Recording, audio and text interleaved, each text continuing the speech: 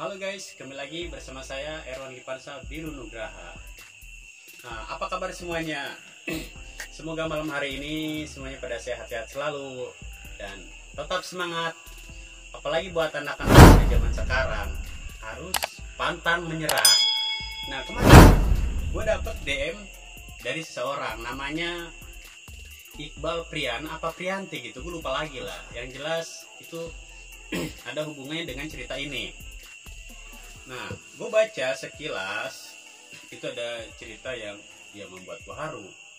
Nah, di situ kita bisa ngambil pelajaran. Oke. Apa kabar Hermawan? Alhamdulillah baik. Oh gitu. Tadi waktu ke sini macet gak sih? Sedikit macet di jalur Ciputat paling. Dari Ciputat ya? Ya mungkin ini kali apa? Lebaran. Masih Lebaran, hari raya, iya kayak gitu. Oh iya, gue sempat baca dari Iqbal ya, dia nge-DM ada sih cerita lo yang membuat gue terharu lah. Bagus juga gitu ceritanya. Jadi kita tuh semangat dan pantang menyerah. Oh ya, kita langsung cerita aja. Oke. Jadi gini bang, dulu kan gue itu pernah kerja dagang lah kayak gitu. Di mana tuh? Ya di Tangerang, jualan Tangerang. kebab lah. Oh iya. Cuman berhubung gajinya kecil, akhirnya berhenti. Ya. Habis berhenti di situ pusing lah nyari-nyari kerja. Ya mau mulai nganggur dah tuh lu ya. Nganggur. Puyang lah. Pokoknya nganggur sekitar di situ. Pas nganggur pusing nyari info Loker di Instagram. Akhirnya tuh nemu ya perusahaan retail lah. Perusahaan retail ya? Ya. Di apaan tuh? Di daerahnya sih daerah Blaraja. Balaraja. Pertama masuk gagal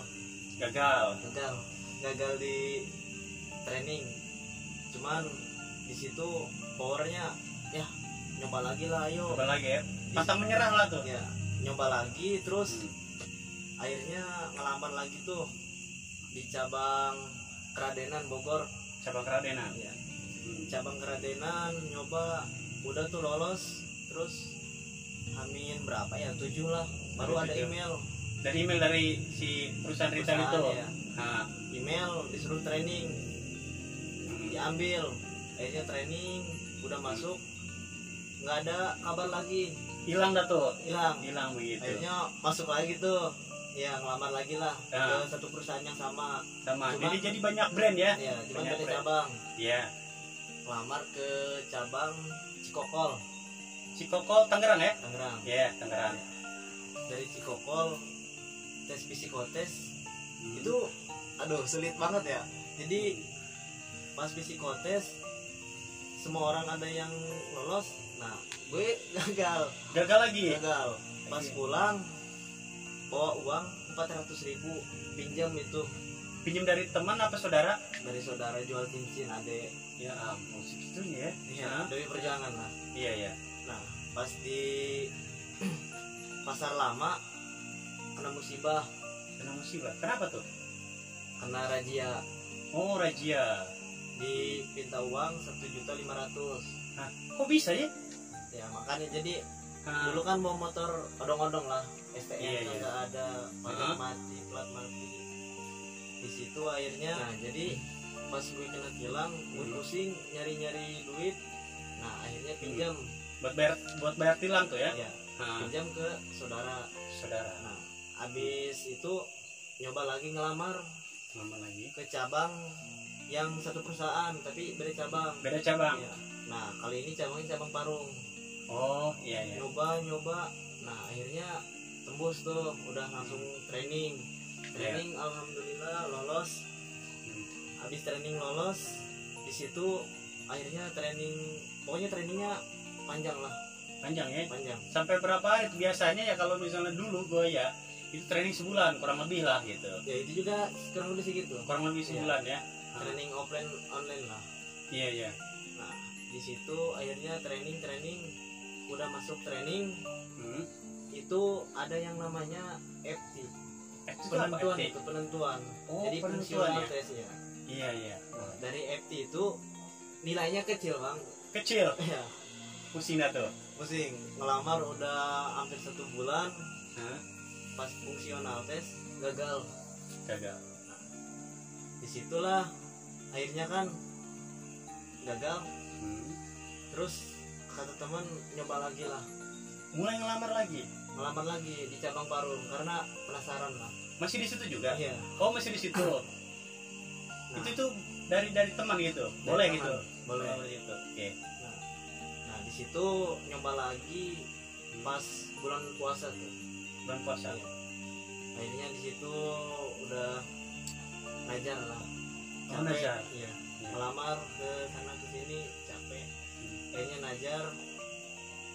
Ya kalau sekiranya bisa tembus ya di perusahaan itu mau ngasih santunan lah karena yatim. Iya. Boleh tuh. Nah di situ alhamdulillah sambil ikhtiar. Nah tuh bang, gue pas bikin ajar, alhamdulillah tuh lolos di perusahaan itu. Ya alhamdulillah banget. Iya. Nah di situ kan udah kerja ya. Gaji sebulan 2 bulan itu gue nggak megang bang. Gak megang, kenapa itu? Itu karena yang pertama kan pinjam pakai uang adek, pinjam punya saudara gitu ya, jual cincin lah ini itulah. Iya. Pinjam duit lah sama tetangga gitu kan. Nah, gaji 3 bulan itu megang berapa ya, paling jadi gaji bulan ketiga itu baru gue megang uang itu juga nggak gede nominalnya. Berapa? Paling berapa ya, 200-300 ribu. 300 ribuan ya. Soalnya kan sempat pinjam ke pinjol juga. Hah?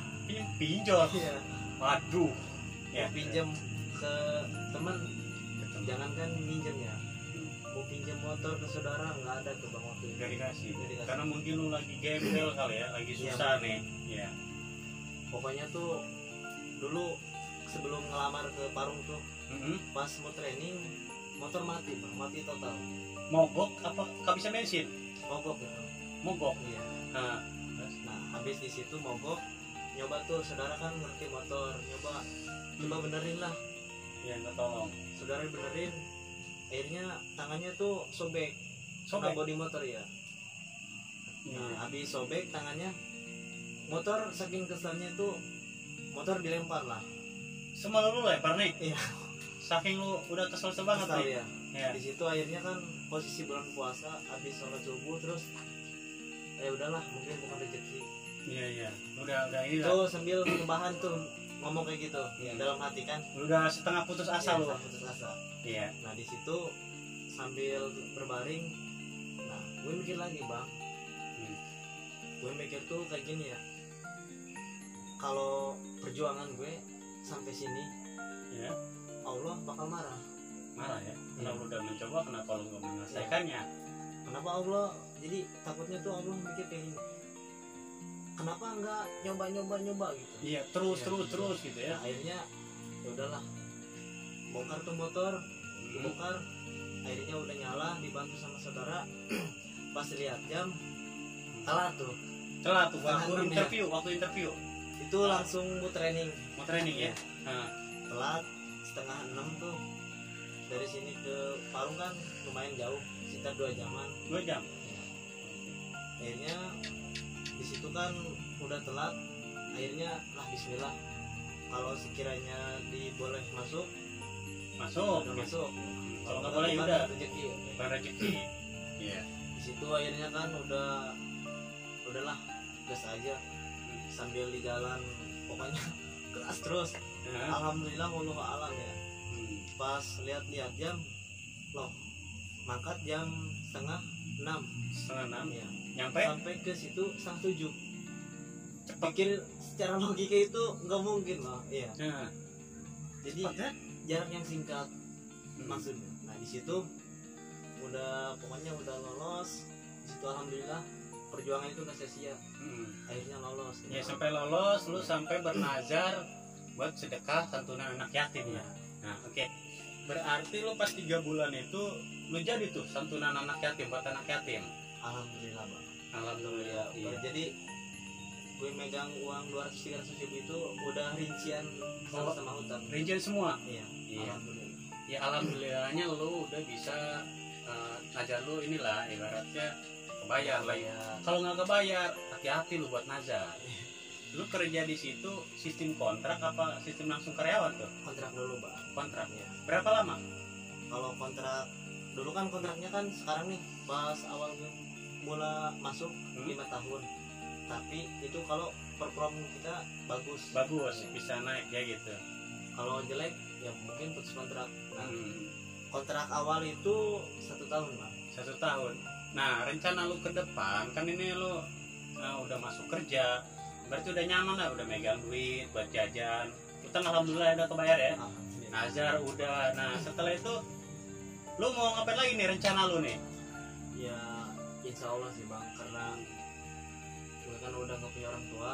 Oh gitu ya. Nah, jadi rencana ke depan sih pengennya itu ngumpulin uang. Yang pertama buat renovasi rumah. Renovasi rumah. Iya. Kalau maaf, orang tua yang mana yang udah meninggal? Ya orang tua bapak sama ibu bang. Sama ibu. Berdua ya? Iya. Oh ya, ngomong-ngomong lu punya adik berapa? Punya adik? Ada 2. 2 ya. Nah, jadi rencana lu mungkin tahun ini ya gitu, lu ngerenovasi rumah.